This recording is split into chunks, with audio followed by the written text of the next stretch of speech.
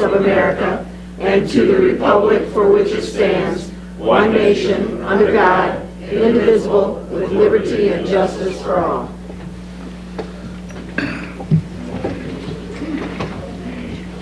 Okay, we have the Transportation Master Plan Interview Committee meetings minutes for approval. Second. All in favor? Aye. Committee of the Whole regular meeting on January 23rd for approval. Motion. All in favor? Aye. Thank you. Okay. Okay, for old business, looks like, Nick, you're up first. Oh, sorry, I didn't see you, okay. You are, Rachel. Thank you. Okay. I don't know if my mic is on, but, The one over here. here, Yeah, this I'll just jump over. I'll just jump over. Oh, he said the other one, okay. Oh, Yeah, okay. Now we move okay, forward. good morning. Okay. I'll be brief, just in the spirit of time, but I had a memo attached to your agenda. This is to set the salary of the county executive's legal counsel, and you might say, well, why are you doing that here? By state statute, the county executive has the opportunity to appoint a legal counsel, which he has done for the past 14 years. Jim Harvey is our second legal counsel, but the salary is set by the county board. I kind of went through his duties and attached the official job description, but just high level, along with being the deputy liquor commissioner, he's also the FOIA officer, handles raffle licenses, solicitor licenses, tobacco licenses, is involved with the Public Aid Committee, the Veterans Commission, and he also attends a number of meetings along with myself, the County Board's Chief of Staff and State's Attorney. He is not, and I'll be very clear, he is not the county's attorney, the state's attorney is the county's attorney. He's the county executive's legal counsel. However, he is involved in a lot of that work. Jim Harvey, as an individual, has a lot of municipal experience, which is helpful when we're covering issues. Not to get too far into the weeds, but his salary was last set at its current rate in 2011 and has not had any change since then. And just as part of kind of a review of salaries and things, we use the current union increase to bump him up, but we're looking to set it at $80,334. It is not technically a full-time position. I would consider it a three-quarters position. He's here definitely more than a part-time employee, and he's, as you've seen in the agenda today, he's more involved in a lot of issues lately, but he is on call. I've called him at all hours of the day and night sometimes for issues, but he is available. He's been a great asset for us, and we're asking your approval so that we can set his salary at that amount. So if there's any questions, I'm glad to take them. Are there any questions? Okay. Yeah, just a minute, Jim. Yeah, Nick, just for clarification, so, because I've seen it different ways, so you do consider this a part-time position? You know, you said three-quarters, but, I mean, part-time. you know, here's I guess what I'm asking. You know, professional services, attorneys, certainly a different animal, you know, in the sense of, you know, it doesn't mean that the executive counsel sits in a room somewhere in the building. You know what I'm saying? I mean, he's available. I mean, he has an office here, and he is here every day. He's not here from 8:30 to 4:30 necessarily, but he is here generally every day. I guess my point is that it's not necessarily a position that requires the attorney to be on premises all the time, because he just has to be available. Correct. Correct? I mean, in our previous I'm legal... trying to make a better case for you. Okay, thank you. I'm not going to get in your way. So you know what I'm doing here, Nick. So even though in this right now it's Mr. Harvey, so just because he's not in the building doesn't mean he's not available. Right. Like you said, 24/7. He has to respond, and I would assume that, you know, in certain instances he responds like he's in the building, right? I mean, he either says, okay, I'll come right on over, or I'll get on that, or whatever. So I'm making the point that even though the corporate, the counsel to the executive may be part-time in the building, doesn't mean he's part-time in the job. Right. Now, one of the things I think that does make a difference, and I have no problem with it, but it does allow the executive council to also do other work. It doesn't, he's not necessarily exclusive, or he's not prohibited from doing outside work, correct? That is I'm correct. asking The question. previous, I would assume he has to be careful. I think it could be a conflict. absolutely. But he's not prohibited. He or she is not prohibited from The outside first legal employment. counsel was a full-time position, and we determined that we didn't need a full-time, every single day, all day, so we reduced that salary when Jim came on and allowed for outside work as long as it didn't create a conflict of Okay. interest. So, yeah, I guess I want to make the point is that it's a professional job, professional service. It doesn't, just because your perhaps wages are determined on a part-time basis, it doesn't mean that you're not available 24/7. So, Jim, I plan on calling you at 2 o'clock. Just so you know, to see if you're on the job. Okay. All right. I just And the want to thing make people that need to point. remember is that FaceTime and work time are not the same thing. Correct. Because very often people are working whether you see them or not. Correct. Any other questions? Okay. Yes, we need to take it off the table, right? I Okay, did so that suggest had been salary here. on the table, so we need a, Motion to remove it from the table. thank you. All in favor? Before we start the Yeah. Thank you. Okay, so we'll move that forward to the... motion, are we, motion to approve? All in favor? All right. Thank you. So that goes forward. Was there any other old business? Okay. In the new business section, we're going to do 3 pieces of new business, all at the front end. The first piece will be the tax abatement for Supermercado El Guerrero, and I believe John and Derek are here for that one. Doug and Derek. Yeah, maybe the school board taxes or something.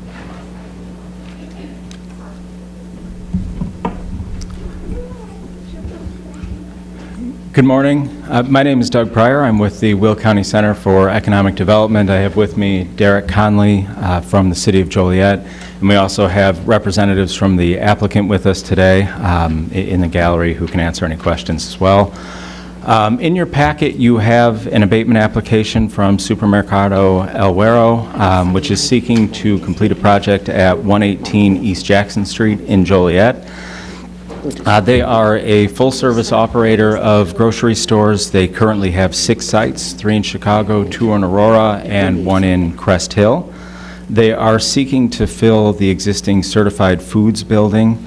And I won't go too deep into the details on the project itself. Derek can answer it, but this is a project that the City of Joliet has been seeking a new grocer for that site for some time, and it would contemplate not just the supermarket, but a rehab of the entire space. The CED's role in this, City of Joliet did reach out to us after seeking partners to redevelop this site.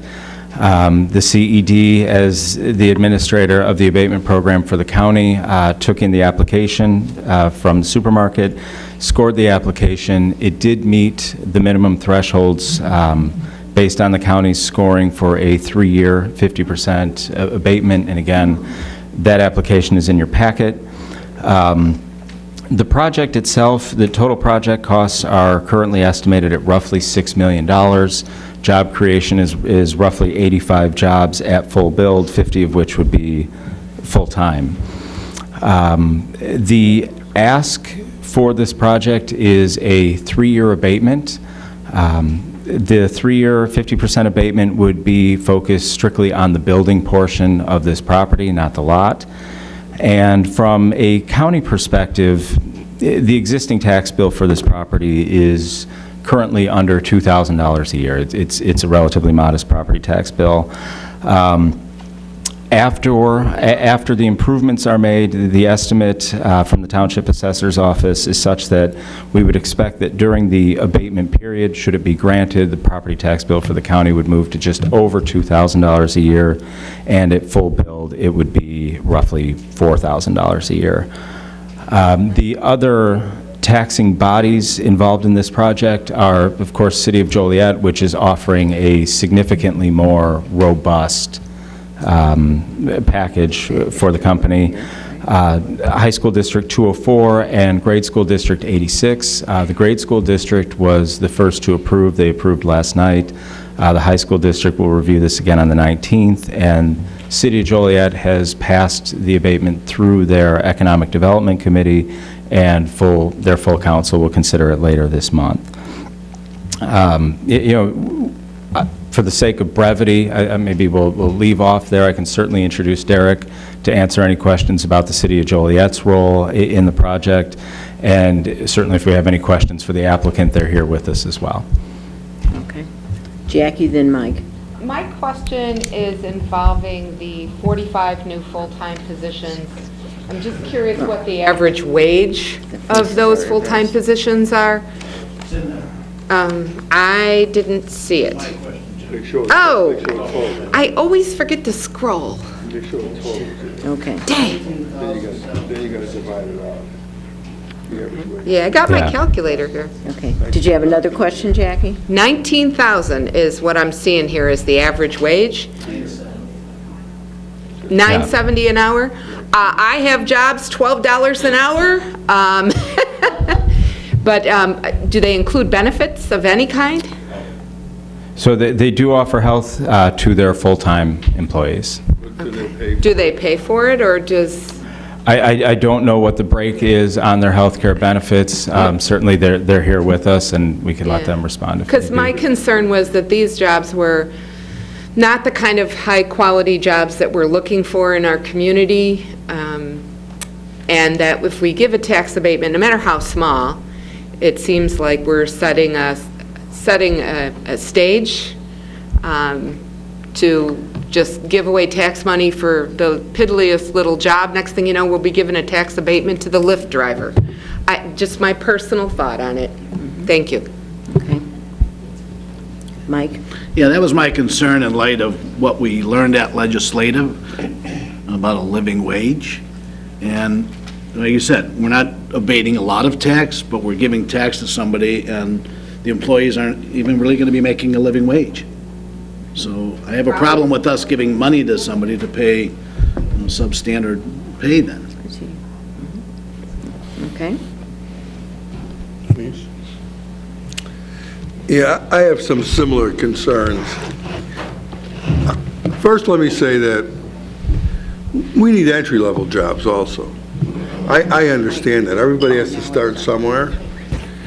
And indeed, I operated businesses for 40 years where a portion of the employees were entry-level employees. Even though they didn't make the minimum wage, it was, maybe 50 cents above or a quarter above. Of course, I'm going back when the minimum wage was different. But yet, when we but generally we don't incentivize those types of jobs. And indeed, even the City of Joliet over years have expressed concern about jobs that were $12, $13, $14, $15 an hour, that they weren't the type of jobs that necessarily we were looking for. I think it's great that they're coming. I'm a little surprised the school district agreed to give the abatement, so I guess that's, but I have some concern about we're sending maybe a message we're kind of talking on both sides. On one side, we get here and we say, well, you know, the warehouse industry, they're not paying, and they're not giving benefits, and, you know, they're only paying $12 an hour, or $13 an hour, whatever, and we shouldn't be giving, they don't need any help, we shouldn't be no longer incentivizing them, but now we're going to do this. I have to say that you may need to make a little different argument. You know, if this fills a real need, you know, we hear the term food deserts frequently, and certainly, even where I live, you know, to the east of where I live, it's kind of like a food desert. For what reason, I don't know.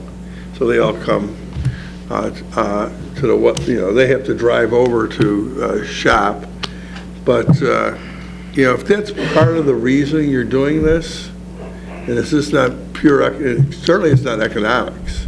I mean, you know, because if you're saying this is purely on economics, I'm not going to support it. You have to make it a little different argument to me. So I'm just letting you know that. Yeah, if I might respond to that, if that's okay. Yes, please. So certainly that's part of the conversation in this case. In fact, it's the primary driver of the ask on this particular deal. This is something that certainly falls outside of what we would normally look at in abatement space. Now, to be clear, it did meet the minimum thresholds within our current scoring model, but driven primarily by, you know, new tax revenues, total investment in the project, and total job creation. This type of project does fall outside of the normal scope, if you will, and it was a specific ask by the city for that reason. And you alluded to food deserts. That certainly was part of the conversation with the city's Economic Development Committee earlier this week. And again, it was definitely a specific target attempting to fill a very specific need on that side of town for the municipality. So it really does take on what I would say is a different tenor than some of the other projects that we've looked at in the past. So it fills a void that It goes is. beyond just pure economics. Very much so, yes. Yeah. Julie and then Mike. This appears to me to be a project that fulfills those needs exactly. This is important in a community, this type of providing a grocery store that local residents who may not drive, it's providing a need, and it will also, these markets, we have several in our district, they create a lot of revenue. They're very popular. They're very important to, there's a lot of people in the city who, they don't shop once a week, they shop throughout the week, every day, and these local markets fill that need. I just have one question, however. Can you tell us why the certified market went out of business? What led to that? Ooh, I mean, certainly, you know, the argument would be made for market conditions driving them out of business. And to be candid, you know, we lost 2 stores on the east side of Joliet, and Derek, correct me, 18 months? What's about 2 years ago. And the city of Joliet has been aggressively working to fill those spaces with a similar use. And you know, to your point, why did they leave? Market conditions, and those same conditions are a big part of the reason why the city has done so much to try to, 1, identify a partner that was willing to come to the table, and 2, find a way to make the numbers work for that partner. I would just encourage you to work with them to make that environment as a whole more economically dynamic so they all succeed. No, thank you. That's what he just did. I know, I get it. I get it. Yeah, so I agree there's a food desert there, but are we all saying that the ends justify the means on the back of the employees? I mean, we can't have it both ways. You can't give us a seminar on how wages should be up, but because we need when we're in a food desert, that's okay, you can pay the employees less. Everybody keeps saying it's going to generate a lot of revenue, but not for the employees. They're still going to be making $9.70 an hour or less, because this is the average. So I'm still not understanding how everybody's just ignoring that portion of what the employees are gonna make, because we need a market there. And we're gonna generate more revenue for the county or for Joliet or whatever. Then let's just forget about the employees. Brooks? And I can certainly, that's her. I can certainly see both sides of the argument. Certainly I agree there's a food district there and there's a need. However, I also know that there are willing workers that are willing, Mike, to take that job at that rate. Jackie, I agree with you 100%. It doesn't sound fair. If you can find them, send them to me, All right. because I pay more. All right. Well, I will tell you this. I will tell you this. I will tell you this. When it's back my turn, I will tell you this. There are persons that's in my district that did tell me they want that supermarket there and they want to work there. Some money is better than no money. I agree with you 100%, but there are willing workers willing to take on that job, and that is a food desert. I don't have to repeat that. That is the area where you're right. 2 stores that left that area, and this is a great opportunity to fulfill, instead of a abandoned building there, put some people to work as well as serve that badly needed community. Thank you.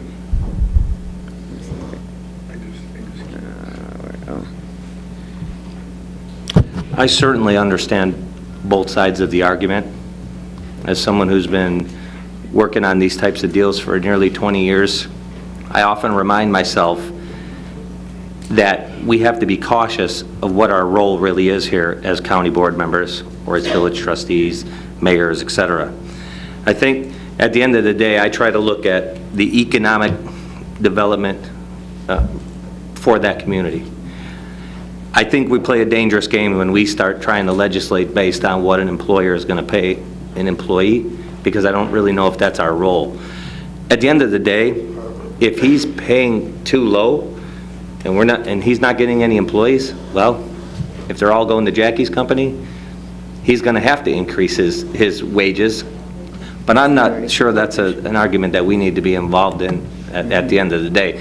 I think that community is a diversified group of individuals that are going to look at this type of grocery store in a very positive manner. I think they're going to be successful, and I think they're going to wind up probably increasing wages over time.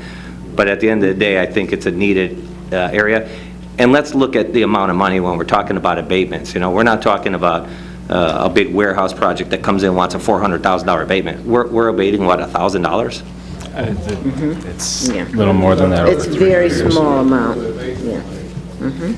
Yeah, I understand that on the form that it's a part of the criteria, but when I look at it, I look less at the wages portion of it, because I think in the society and that we live in, I'm not sure. I don't want legislators legislating necessarily my wages of what I pay my employees, but the market conditions kind of play a lot into that. And there's no way I could get anyone to work at my place for $9.70 an hour. I don't know how they're going to do it, but you know, they're going to have to learn as they go, I guess. Yeah, okay, great. Yeah, I have a question. Has any projections been done, because the state is talking about a $15 minimum wage, that what this company, could they afford if that state legislation goes into effect? I understand there's increases each year. Can this company afford to do that if that happens, if that passes? So they would just gradually. I certainly can't speak to whether or not they've attempted to forecast what may or may not come out of Springfield. Certainly, that's going to augment, you know, the labor market for all of these types of jobs within the retail space. And to be candid, you're going to see that cost reflected in other places, most likely, if they need to afford it. But their competition will bear the same burden. Was there a question over here? Yeah. I did some quick math in my head here, and it looks like the total tax exemptions that they're seeking from all taxing bodies, $31,500, whatever it was, comes to about 22 cents an hour. And like Ray said, I've negotiated contracts with companies where they've agreed to pay their entry-level employees at $3 over the minimum wage, and they can't find anybody to come work for them at that number. okay? They're forced to pay some higher number. So I don't know if they can find people to work for that amount of money, that's one thing, but I don't think our piece of this pie is like less than a penny an hour or something. If we didn't give the abatement that would make a difference in a person's wages, I don't think it's significant for the benefit it brings to the community, so. The other thing that I'll add, because as Brooke said, it's our district, there are plenty of people in that district who will work at that price or slightly above that. Many of them are homemakers who would be able to go to work and still be able to be home for their children, to send them off to school in the morning, to get them off the bus in the afternoon, so it works for them. The other thing that you want to pay attention to is, yes, it's an abatement for the grocery portion of it. They are going to be upgrading more than that. There is a strip mall there. There is a lot of work being done to upgrade the property overall, the look of the property, the parking lot, the building, and the attendant retail space, which will not only help offset the food district, or desert rather, but also offset the look of the community and offer some other opportunities in the rest of that retail space. So those things are there. And what they pay the workers is really on them. So just want to put that out there. Not saying that I like $9.70, I'm just saying that's going to be on them. If they can get that and be able to maintain the level of workers they need at that price, that's, you know, that's going to be, it's going to be a challenge for them to worry about, not us. Judy? Yeah, so I agree with a lot of what was said here today. My main thing is if they're making $9.70 an hour, are they getting their health care paid for? I mean, is the business owner here today? Can you guys speak on that? That's an important thing, because I could see a mom, you know, staying home and looking to find a job right there where they can get the hours they want. And if they can get that health benefit, that's great, and then she's home for her kids, or at least her kids she's working only 2-3 blocks from home. Otherwise, it is an extremely low amount of money. You can go to McDonald's and make more money than that, and that seems to be a bit easier job than dealing with everything that goes on in a grocery store. Do you have that answer for us?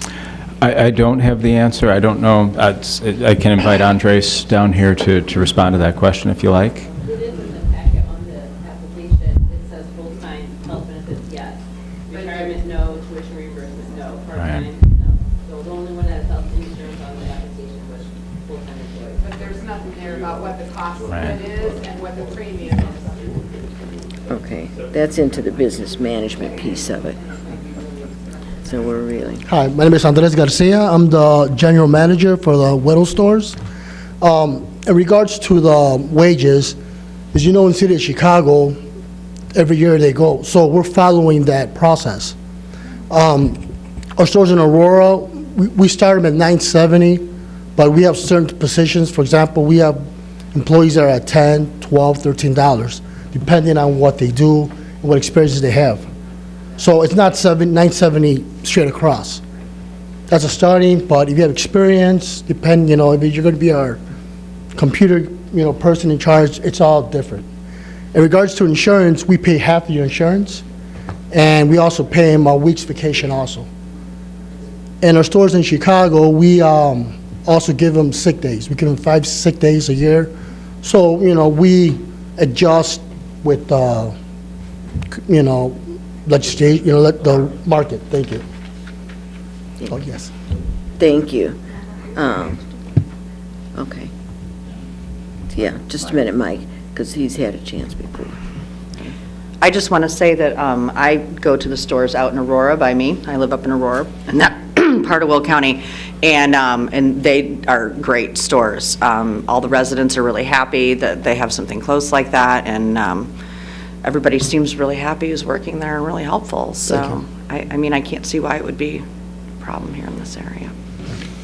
I guess everybody is misunderstanding me. I'm a free market guy. I have no problem with what they're doing, none whatsoever. But we can't have it both ways.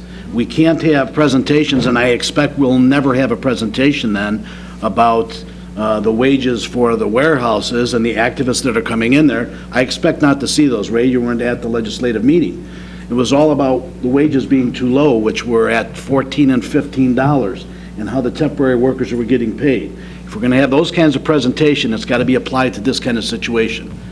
I'm against trying to put any kind of limitations or criteria on wages. I don't even believe in the way the minimums come out. So I'm all for this project.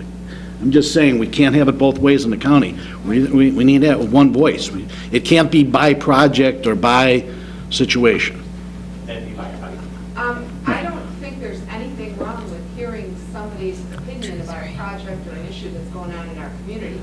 We didn't take a vote at that meeting to support anything specific. They were coming to talk to us about temporary workers, nor do we have anything on the agenda coming up to take a Tyler, vote did you have on a either question? support or lack of support for the temporary worker. So I mean, there's going to be people all over this county that don't agree with me and don't agree with you, Mike. But that doesn't mean we should just hear no evil, see no evil, speak no evil. Well, We need to know what's committee members did say on there, we'll support whatever way we can. Are we We gonna- may as individuals. Excuse me. Okay, but and the point that I just want to make is, these are permanent jobs as opposed to temporary jobs, which makes me feel more comfortable with it. I mean, I understand everybody's arguments here. Make it more on the temporary job. Yeah, but I'm just saying that, but there's opportunity for growth here. Thank you. Okay, we've had quite a bit. Ray, do you had a question? Yeah, and then we have Ray and then I think Rachel. Jackie just said a mouthful with the temporary worker. A lot of companies bypass a lot of the state unemployment regulations, the federal unemployment regulations, and the benefits opportunities by bringing on temporary. They actually circumvent a lot of the costs that are borne by the employer by putting on temporary workforce. The permanent workforce, which you do not use temporary workers, do you? No. You don't hire from a temp agency at all? Everyone gets a 1090 or W-2 from your company? That's a big difference. It is. It is. Thank you. Denise? I just wanted to point out with Mike that we can have ideals and move closer to them by still looking at unique situations. In fact, we're going to have to look at unique situations. The fact this is a food desert, the fact that they have, 45 full-time employees and 25 part-time employees that they're putting into an area that Herb talked about. There are needed jobs in that area. And no one there wants to make $9 when they can make $10. Of course not. But there aren't any other jobs at this point where they're even paying $8.25, which is the minimum. So although we may want to get to an ideal where we don't have temporary workers, where we have people who have affordable housing and have good pay, we have to take the baby steps to get there. And when you look at all of the other things that are happening in this area with the lack of the food in the area, we have to take them into account. It can't just be black and white. We've had quite a bit of discussion, but the question before us is the tax abatement for Supermercado Elguera. I'll call the question. I'll make a motion that we go to board agenda. No, it's been done yet. Yeah. All those in favor? Aye. Thank you. Thank you. Just were there any opposed? I'm sorry, I forgot to check that. No. Okay. All right.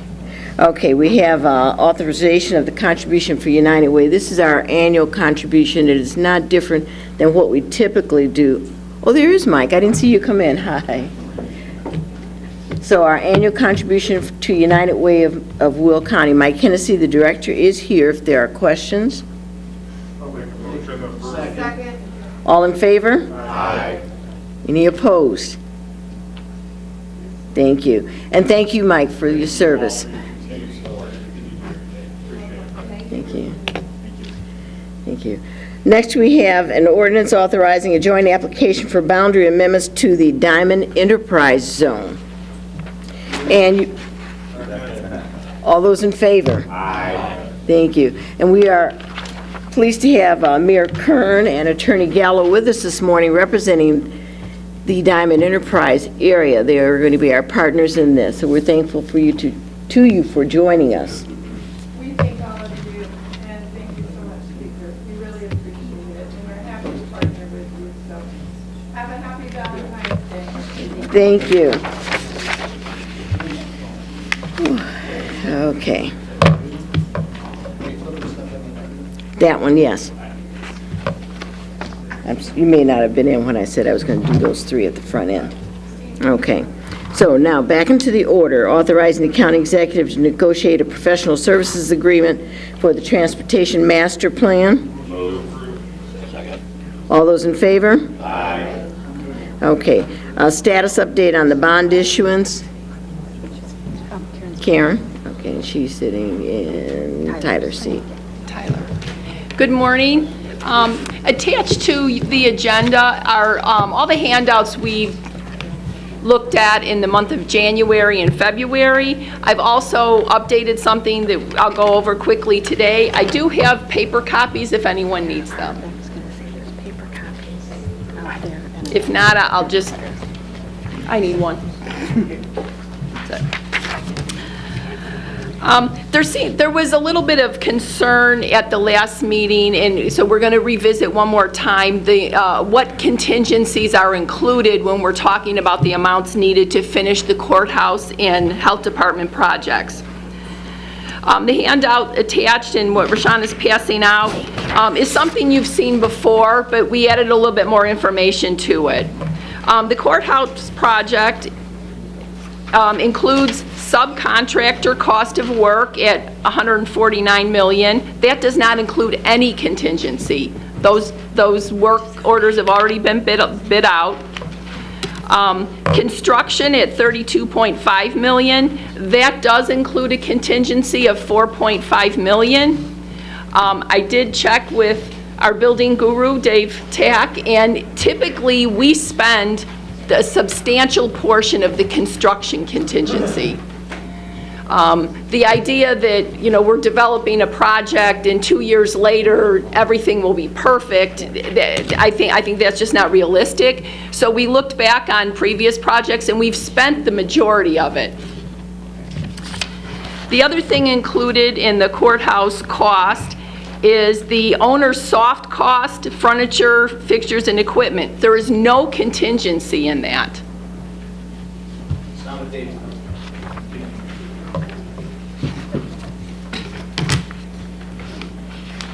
The $9.6 million owner contingency is not included in these numbers. The only confusion that I think possibly could have happened is the subcontractor and the construction work include build-outs for the 8th and 9th floor, and maybe people aren't remembering that. That initially was a separate dollar amount. That is all included, but the $9.6 million contingency is not included in these numbers. And Dave's here to confirm that if... Well, I'm still confused. The project was $215. We saved $10 million in bidding. That's right. And we had over $9 million in contingency included. We haven't spent all the contingency, so a real small portion of it. It's got to be somewhere. It is somewhere. Where? Where's it at? According to this, we only have 4.5 in contingency on the whole. In construction contingency. We're not including, for this purpose, the 9.6 of owner contingency. Not included in this. Where is the 9.6 at? Is it in these numbers somewhere? No. No. No. Third time she said that. I'm not understanding. I think the confusion is initially the 8th and 9th floors were separate, and they're now included in the subcontractor scope of work. That's the only thing that I can see. I mean, we've been through these numbers, Dave and I, Rashawn, Joel, Melissa, we've been through these numbers 25 times. That 9.6 is not included in here. Okay, so if you're saying this number does not include the contingency? Yes. Owner contingency. Owner contingency. There's a small construction contingency, and based on our previous history, we spend most of that. That's not what Gilbane told us at our last meeting. They said there's $9 million in contingency still Owner contingency. there, or at the 205 number. No, That's correct. no. At the 215 number, there's a 9.5, roughly a 9.5. Okay, if there was at the 215, we saved $10 million in bidding, which brought it down to 205. The 9.6 should still be there. Correct. We were 18-point-something million when I turned it over at the end of when the board turned. Right. So at 215, we had $9 million in contingency, and we saved 10 million in the bidding, which is what we understand. Now we're down to 205, but the 9.6 still needs to be there. We didn't use it. I don't have it. I looked in my sock drawer. I mean, this was developed from Gilbane's scope of work. But in Gilbane's numbers, the 9.6 will be still there. So when you talked about the 8th and 9th floor, that cost addition was not in the 250? No, it was separate, and now it's included, and I think... If you were to include the 8th and 9th floor back into the 215, what would that have brought in initially? It's already in. It's in there now. And then this board voted to add the additional money to make it a 215 all in complete with the two additional. With the 8th and 9th floor? That's correct, yeah. Okay, which one is she? He's Jackie. Jim? Okay, let me take a little different approach. In or out, the contingencies. My concern is that we're borrowing money that we will not use for probably 2.5 years. In which case that money sits, we pay the interest and so forth. I understand that there's a parameter ordinance that runs out. But because of that parameter ordinance, doesn't necessarily mean we should rush out and bond all the money out at this point that may not be used for some time. I'm for going to a smaller amount, do a new bond parameter ordinance if that's what we need to do. And I might add that we can do $10 million a year in bank qualified borrowing, where we just go directly to banks and have them bid the bond. And you can get, and that process is pretty streamlined, by the way. So, I think the contingency, whether it's in or out, it appears to me that it's in, that's in this number somewhere. But I think we could easily take $10 million less in this issuance and go do back later when we would use the money. And by the way, in my opinion, and by the way, I'd probably be sitting on some, 250-foot yacht if I was could actually figure it out. But I don't think we're going to see a big uptick in rates. I think the feds are not going to put any additional increases. So I don't think that we're. I actually think rates are fairly high right now and can very well come down in a year or so. So there's other reasons I think we need to look at the amount of the issuance, and I just don't think we need all that money right now. Thank you. Do you have something to answer to that, Karen, first? Well, I'd like to kind of finish going through the handout because I do have some comments to address a few things Jim brought up, other things to consider. The first part of what I wanted to talk about today was just revisiting the numbers. So we talked about the courthouse. There still seems to be some confusion about the contingency. Staff using what we received from Gilbane is saying that there is not the $9.6 million contingency built into this. So we'll move down to the health department. There are small contingencies built in for construction and for on the owner cost. That project is newer, has a little bit more work to do. I think we're probably going to end up spending some of that. It's 1.7 million. It's not a substantial amount of money. This letter said from Joel. These numbers, the new building construction, those are bid numbers. The existing building demo are bid numbers. So if you look at this, I'm getting my information from the same place you are. All right, but this is the letter that Joel put out at Capitol. And that one said, within the construction cost, there are some set-aside funds. Construction 5%, design 1%, owner contingency 2%, and for the owner's cost, like furniture and stuff, there's a 2.5% contingency, which is 10.5%, which would be 3.2 million. So how did that change from 3.2 to 1.7? I don't know. But You had them all up as 50%. It's 3.something million. There's 4 I different. thought you were saying 1.7. The information I was given that would included bid information, I pulled the contingency numbers off of there, and this is what was included. The 1.7, Ray, is the total of those other numbers you're looking at, not in addition to.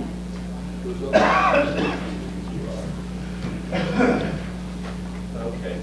So I'm confused. That's half of what Joel had in the letter we just had at the last meeting. I think we can provide you some additional support for this. We'll provide the Gilbane breakdown, we'll provide the Health Department breakdown from Leopardo, and I think we can move on. The information staff has, we believe that we need $64 million to finish these 2 projects. There's some other things to consider. We need to make a decision relatively quickly. Bond pricing or the sale is scheduled for March 12th. Those proceeds, we have 3 years to spend, so that would be March of 2022.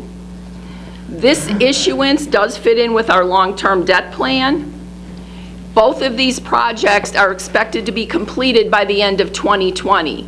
That's less than 2 years from now. When we issued the bonds in 2016, we hadn't even started some of that work. So having a year or 2, I don't think is a lot of time to have the funds available for us. If we don't spend down the bond proceeds for the projects above, if there's contingency that we don't spend, we can consider using that for the following projects that are going to be necessary and we have not identified funding. We can use bond proceeds to pay for the EMA facility instead of using RTA dollars. We can use some of that, if there is excess, for surface parking for the judges. We're going to have to do that, and we have no plan for it at this point. Abatement and demolition of the old courthouse. Even if we don't tear it down, it needs to be boarded up. We'll have to do some work to it. And the ADF needs a new roof. We have lots of projects lined up. If there's a small amount of money that we don't end up spending, I think we could certainly earmark it for something else. To address Jim's point with bank qualified, there's 2 different ways to do it. One would be bank qualified, where we would go through the whole process. We'd have to have the ordinance, the public hearings, everything. If these projects are gonna cost, as we believe, we'll need that money next summer. So we'll be doing it soon. The other option is a direct bank purchase, which we can also do, and that has to be paid off in 3 to 5 years, which we cannot work into our debt plan. So here's on the bonding, to kind of jump on what Jim was talking about. When we did the first bond issuance of 175, we did get a premium. Yes. Victor Chang had told me at the time, I think our bonds were 5%ers and 4%ers, right? And at the time, he told me we probably priced them a little too high. We probably should have gone with a lesser interest rate. But we didn't know at the time. We now know. And so the problem with us going for that extra money, which is kind of covering the contingency for right now, is we're pricing them at 5%. If we didn't go for the premium, we could probably price them at 4%, maybe a little less. And I mean, I haven't talked to Leslie, you guys are talking to her, but we would save a ton of interest on $58 million worth of bonds if we only took $58 million instead of pricing at another percent and getting an additional $6 million or $7 million. So we save on that interest, and if we don't need the money, then we've saved on the whole thing. Then we can look at the individual projects and price them accordingly. But Victor said the 5 and the 4 was too high. I know market conditions have changed a little bit, but maybe we could be at 3 and 4 if it wasn't for the premium. Well, the bonding we're moving forward with is the recommendation from Wells Fargo. They're recommending we stay at 4 and 5. And that's what the market's the market's supporting at this point. Well, it certainly helps them if we take the premium to they make more money. So I would recommend that as a salesperson too. But are we asking the question, where would we be if we just took 58 without a premium? What would our rate be? If it is 375, that's a hell of a savings. Is that the coupon? We're bonding 58 to get a premium of 60. Yeah. Right. They're saying the coupon is 5. Okay. Which is Yeah, consistent well- with a lot of the bond issuances we've done. I mean, maybe not the 5%, but 4 is fairly average for our other bond issuances, even going back to the ADF bonds. All I know is Victor had told us at the time, the next bond you go, major market changes, we need to go lower because we probably priced them a little too high. That's why they were wanting 45 minutes for 175 million. We're doing a homes, we're doing a little less than a third of that. They could go in the same time frame maybe if we did 1%, because I didn't do the calculation, but it's a ton of money over 30 years. Jim and then Ray. So you know, I tend to agree with Mike, you know, first you should understand, you're purchasing the premium. I mean, it's not like they're giving you free money. You're paying for it because you're going to give them a higher interest rate, so basically they're discounting or they're giving a premium because of the interest you're giving them. Now, I've never seen the analysis of what's it cost you by purchasing, basically you're purchasing additional funds up front. I haven't really seen the analysis over a 20-year period, you know, what that additional 1% actually cost on that money.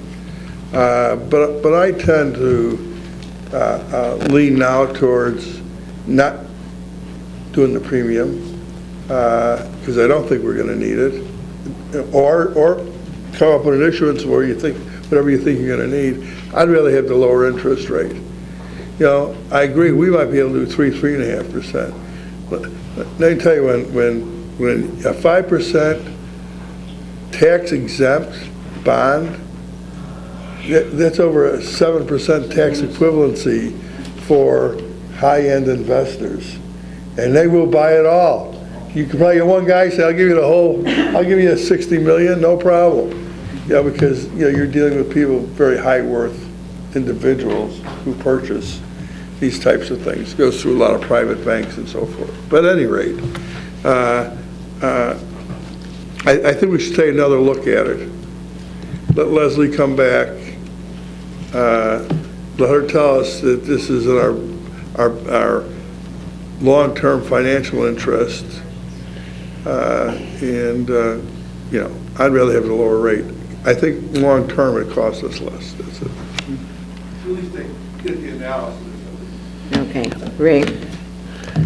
I don't think there's anybody here that is against going out for the bond issuance to finish the buildings. I think it's extremely important. Obviously, we all know the importance. We also all know that there's an upcoming time limit. I think while she does her study, I think we should kind of narrow it down and say, you know, here's what it's going to cost us if we do the lower interest rate versus the higher. But if you take the bottom line that this chart so elegantly displays, to receive 55 million in proceeds, we would issue 50 million amount. So let's look at the 50 million amount at the higher interest rate paid, so we get the premium, or the 55 amount with the lower interest rate where we wouldn't get the premium.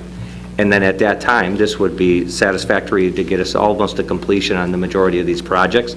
And if for some reason we find that we're short, then we'll go out for the 10 million bank loan to just finish it up. I'm sorry? They said it's not built into the schedule for those 3 to 5 years, you have to pay that back. But we're going to No, no. It's You can do a regular bond issuance, or you could do a direct placement, which you have to be paid. Ken, did you have a question? I'll defer to Karen. I think she's going to answer my question. You don't want it? Right. Yeah. I also want to just bring to everyone's attention, this is moving. Our bond rating calls are scheduled for next Wednesday. So we need to make a decision. I can't do a rating call if we don't know what we're borrowing. the last line on this sheet, I think is sufficient for us to get the projects just about all complete, to be honest with you. And if we have to go out for $1 million or $2 or $3 at the end to finish it up, I think we'll do the bank financing. But if you look at that bottom line, if you like the lower interest rate, you'd borrow the 55. If you want the higher interest rate, you'd borrow the 50. Whatever is the most cost efficient for the county, I think I would be more than happy to approve that. And if that's your direction, I'll ask Leslie to provide that to us. I mean, we need to keep it. You need to know. Otherwise, we're not I going agree. to meet the date. Right. Okay. So what is the consensus of this group? I will make a motion that she check with Wells Fargo to find out what interest rate to get 55 million in proceeds. What can we do it at 3.7, 1% for 55 million? Thank you. Right. Okay.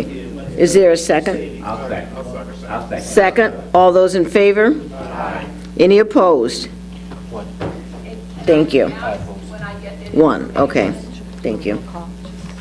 Let's do the roll call. Okay, this is on Jackie's motion. Ferry, Yes. Brooks, Yes. Frizzalone, Yes. Harris, No. Markham, Yes. Moran, Yes. Eustace, Yes. Ogalla, Yes. Summers, Trainier, Yes. and Winfrey. Yes. Motion is approved. Thank you. Okay, request by the treasurer. I have one more question. Oh, I'm sorry, Karen. When I get the information from Leslie, who will I convey that to? Is there someone that you'd like to designate? Would it be the finance chair, yourself, Madam Speaker? Yes, to both those two. I would suggest, of course, Mr. Harris is the finance chair, and leadership. I mean, I think that's what we just said. I think it avoids some confusion and conversation. Thank you. Thank you. Okay. Number 6. Oh, that was painful. But there's no resolution. The committee has approved her moving forward. Right. Okay. Okay. Okay, so request by the county treasurer for broker name change. Motion. All those in favor? Wait. And we did, that's the one with Stifel, right? This, okay, so, Mary might have a comment. We do not need to move this resolution forward. It is going to be added onto the resolution for Ken. Is that correct? We don't need to move this resolution forward. We added it on. Adding it to Ken? Yes, Ken has. Okay. So this would be removed from the agenda. Okay, so we're going to take that off the agenda. The name change, the Stifel piece is going to be added onto the other resolution. The advice of the state's attorney is we don't need to actually do a separate one for that. We can add it into the other one, so which we will do. So a motion to remove. Second. All in favor? Aye. Any opposed? Okay, thank you. Now, we're on to appropriating grant funds in the sheriff's budget from the State Criminal Aid and Assistance Program. No. Oh, you know. Second? Okay. Put on the floor. Yeah, we can. Move in a second. Okay.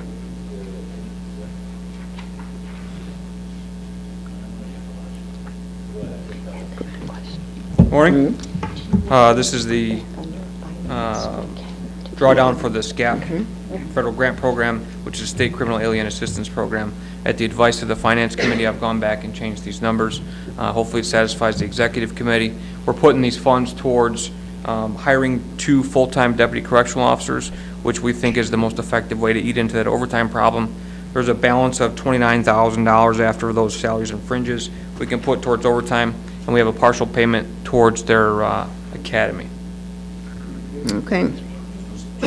Okay. It's 2 additional, correct. Thank you. Any others? Okay.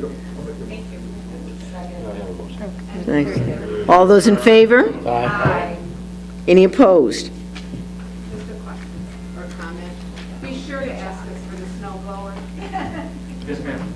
Yes, actually, It's It's actually, it's in the, their maintenance Now that it's budget. passed, I'll speak freely. I just want to get that passed first. We're going to be coming back to the board to request a resolution to raise the number of deputy correctional officers by 2. Yeah, so. Yes. Thank you. Okay. Okay, the next one is discussion amending the classifications of liquor licenses, Jim. And he is this one. Just sort of a follow-up after our last meeting, the State's Attorney's Office and I have been working together. There was, I think, some direction regarding adding a new classification in terms of agritourism. And so we just had some discussion late yesterday afternoon in terms of putting something together that would tie in with our existing land use ordinance, which provides agritourism in the agricultural district. And I think there was also some direction in terms of adding perhaps a package classification, a new classification, which would only be beer and wine. If that's the direction, we'll work together. You wanted that, Mike? You wanted that? Mary? Behind that was, there's, when you're going into a gas station, you're picking up package, you're picking up a case of beer, or picking up a bottle of wine. We do have issues where people are picking up a pint of liquor and going to the car and drinking. So this would kind of stop that.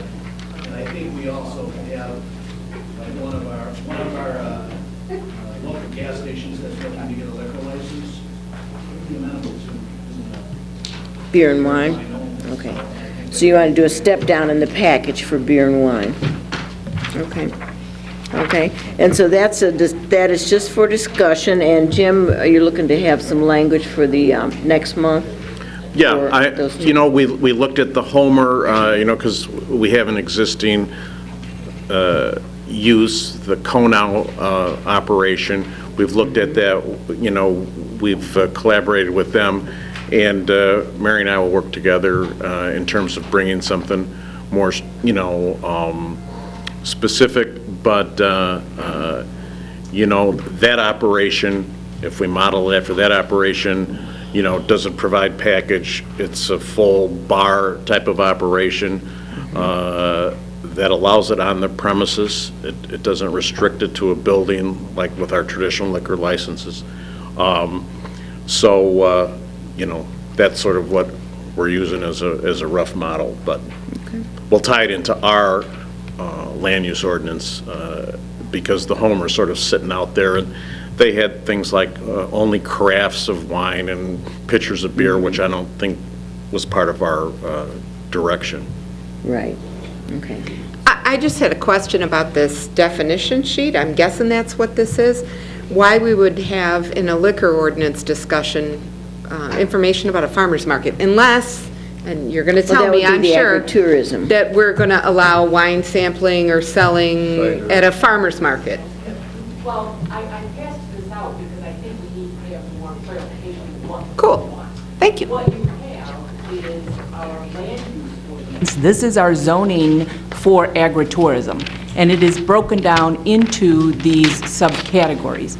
So part of the clarification I'm looking for is, do we really want an overarching agritourism liquor license, or are we only looking to have for some of the subcategories? Because we already have a category of liquor license, for example, for restaurants, which is one of the uses under agritourism, is a restaurant. It would seem to me that they would just get the restaurant liquor license for. Maybe. Also, you know, for like the wine tasting, we already have a liquor category for wine tasting. But what I think, and I'm looking for some confirmation, what I think that the county board members were looking for was to address really the rural events, which are like the wedding barns, the event barns, and host weddings, and maybe we need a category of liquor license for that type of use. I'm not sure also if you were looking for like under the agritainment, which you might also want. So I was looking for some clarification, and maybe we do liquor licenses for those subcategories, but not for agritourism generally. Sounds like that might be more helpful for us in terms of looking at businesses and who gets what. Thank you. Yeah, okay. I think you bring up a really good point here, Mary, is that on one hand, we basically have a banquet business, right? That's really, you can say, how connected that is to agritourism. I don't make the connection necessarily. Outside of you have a rural setting for your wedding, but if you're inside a building, you're inside a building, and I mean, or if it's an outside wedding, I suppose that can make a difference. You wander around or whatever. So, I mean, there's that portion. But then there's also what I would call maybe a legacy or historical use of agritourism, where you would actually go and see what maybe a working farm was like, where maybe they make, you would have cider or wine or so. I guess my question would be, does one license for agritourism fit all? Or should there be different types of, should there be one that's basically more like a commercial use, like having any bar or whatever, or banquet hall, that's a license to have banquets and events. And then the other would be like, if you want to allow them to, for example, to make cider on site and show how it would be made, and they sell some cider or sample cider. So, I do believe there could be more than one type of license application for agritourism. Okay, that's basically the clarification I was looking for, is that you do want that. And then, in addition, like if you looked at the Homer Glen example, it provides that there would be allow liquor consumption on the parcel or premises. So I just want the county board members to think about what a parcel is under the agricultural. It could be, dozens or maybe even 100 acres. Do you really want people walking around that entire space, some of which might be a working farm? You're going to have weddings maybe in the evening. Do you want to confine the liquor service and consumption to a more limited area, not the entire parcel? Those are some of the questions that I was thinking about as I was looking at this. Well, let me also point So out Mary, that hold on, Jim. So Mary, it may be helpful for you then, as members think about what they might individually want, if they put that into an email and send those over so we could forward that information to you, then from that you could call out what the types of licenses would be as subsets of agritourism rather than the umbrella. Does that sound like what people might want? Can I do one other follow-up question? Answer first. Would that work? Sure, yep. Okay. No, I'd very, very interested to hear what the committee has in mind. Thank you. Yeah, the only other follow-up, Mary, is to another, responding to what you just said. For example, I believe the current applicant wants the ability to go anywhere on his property. Have like golf carts going around serving liquor or whatever. So I do think it's also important is, that it be restricted to a certain geographic area. You say if you got a 200-acre farm, it's like, okay, you let them wander around the 200 acres and drink. Well, I shouldn't even say to drink, that you would have the ability to sell liquor anywhere on that farm. I suppose there's a difference about where you can drink it and where you can sell it. So it's always hard to restrict where people are going to do, but it's not hard to define where you're going to sell it. Where the sales might be. Well, So I think that's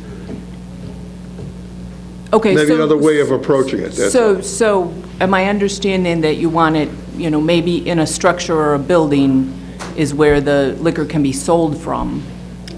you have to be able to control, and any liquor commissioner, and Jim, you can jump in on this, you know, the liquor commissioner and people who do the enforcement, you know, you have to have some type of control mechanism on where liquor is being sold. You may not always be able to control, or even want to control where they can drink it, but you don't want them to say, well, they're out walking around. You don't want, in my opinion, you don't want to create a golf course situation where people can buy the liquor over the whole golf course. Right. Okay. Well, and, you know, maybe, as I'm sitting here thinking about it, maybe in some of these instances, maybe well, I don't know how feasible. Let me talk to Jim about that, because I was thinking maybe a plan as to where liquor could be concerned. I'll tell you what one of my concerns is, and I'm not talking about one specific development here. We have a couple of different barns that are going to be used for events, you know, that are presently in the county. But you're having a wedding, it's in the evening, it's dark. People have a tendency to overindulge, and then you have people who are wandering off maybe into a cornfield. Good luck with that. Do we want that I mean, or are we going to have some sort of a limitation on where people can be while they're even consuming the liquor? I don't know. I don't know if that's your intent, and I'll do, obviously, but I think we need to think about it. Okay. You can't. Yes. Okay. Judy? Yeah, I was just thinking, for instance, and I would imagine that sheriffs would be thinking the same thing, that we have rodeos out there, and I'm thinking that would probably be one of the things we wouldn't want to, and that, in my opinion, the local residents would not support that. They already deal with the impact of all the additional people parking for the day of the rodeo, let alone that, selling of liquor there. I'm sure, I believe, I don't know for a fact, but I'm assuming they bring liquor there already. So I don't know if that would be one thing that would be, you know, blaring at me right now to say probably that'd be an area we would not want to do it. So I have a question. Let's say the property owner is taking 5 acres of their land and creating this business in a barn. Should we consider, is that truly agriculture anymore? Would we not want to consider rezoning that? Well, that's why they have this zoning for agritourism. So that's what it is. What you have in front of you is the new zoning ordinance for agritourism, which takes into consideration that it has a historical agricultural feel to it, but it is in fact now being used for a more commercial type enterprise. Yeah.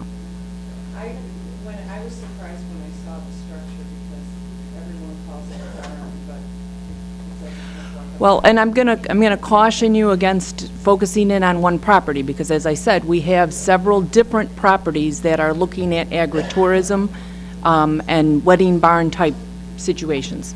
I guess I'm just asking for clarification, because we're asking or discussing about giving a license to someone and licensing, not necessarily use permits or a special use permit. So I think we need to make sure that this is actually something that's a licensure that we're having a discussion about. We are. People understand that. So they were talking about having a liquor license for agritourism uses. Right.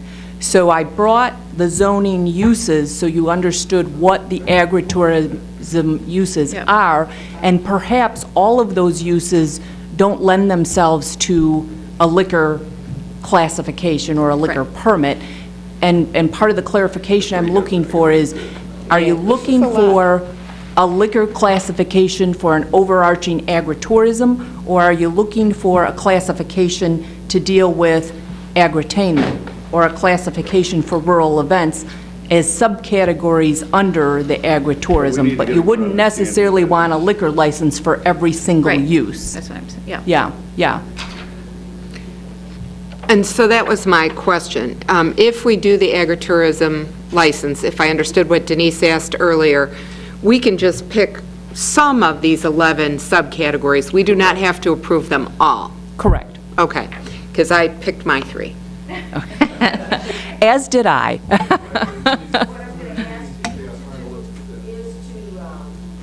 put this back on. Ask each of you to do is, you have the sheet in front of you, shows our overall agritourism category, and it shows what the subsets are. So I'm going to ask you to look through those, get an understanding by reading them, what they are, look on the land use website if you don't, and then, given that information, share by email with caucus leaders or with me what your preference is, so that we can share that as one with Mary, so that she has that body of information, and Jim, to talk about, begin to craft the language and to know what it is we want as a board. So. I will do that.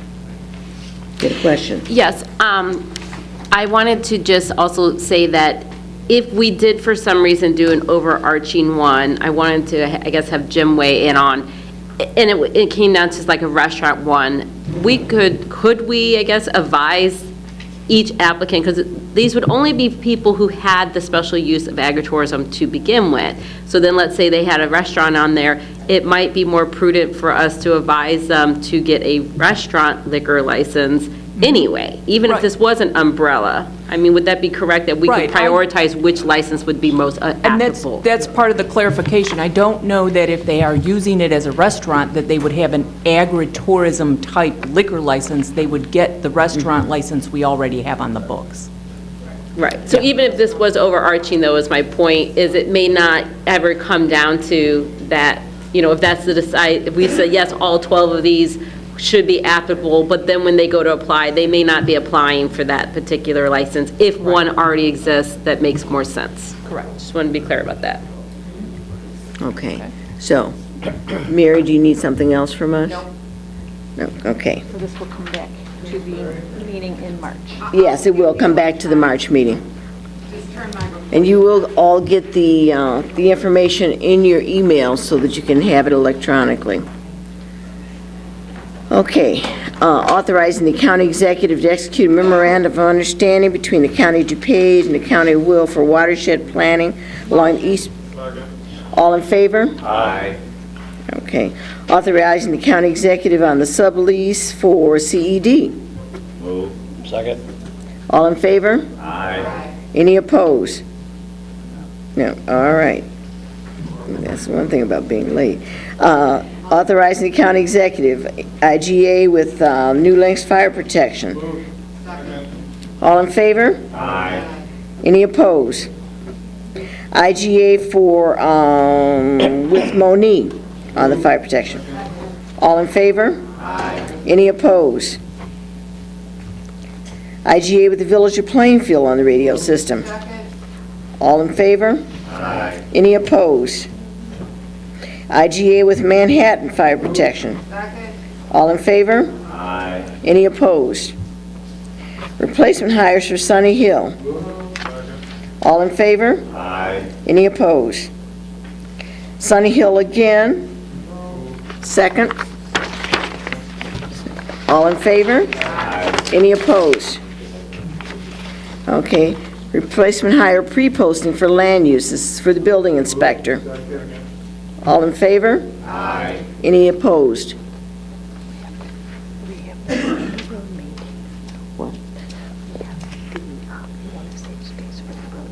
Oh, yeah, that's right. And I'm going to be adding, or saving space for the road maintainer for the highway department. All in favor? Aye. Any opposed? Okay. All right, then we have proclamations. Yeah, the three proclamations, one's a check presentation to, after the Peanut Foundation. Mm-hmm. Denise will do that. And Brooks. The second and third one, the second one honoring Joliet Catholic Academy Class 5A State Football Championship, Gloria Dollinger, and she will do the other one, Joliet Catholic Class 1A champion, competitive dance team championship. Okay. And then we have appointments by the county executive. All in favor? Aye. Okay. Let's see. Did we have, Mary, do we have anything for you from the state's attorney's opinion? We didn't ask for anything. Okay. Then we have the committee reports. Do we need to read them all? Usually they just do like a quick update Okay. based on what's moving forward on the agenda. Okay. Yeah. Okay, so land use had nothing that's Okay. moving forward. Okay. Okay, so we're looking at the committee reports. I was trying to do a quickie there. Land use didn't have anything. Finance, anything special? No? Okay. Public Works and Transportation? No. Judicial? Public Health and Safety? Okay. Legislative and Policy? No. CAP? No. And Executive, you've seen that. Okay. Public comment, I think our public left us already. Okay. I have no reports or announcements. We do need to go in, approval of the county board agenda first. As amended. Thank you. All those in favor? Aye. Any opposed? Okay. Okay, we do need to go into executive session for pending litigation. Lana, would you call the roll, please? Barry? Yes. Brooks? Yes. Frizalone? Harris? Yes. Markham? Yes. Moran? Eustace? Ogala? Summers? Trainier? And Winfrey. You are in executive session. Okay, we call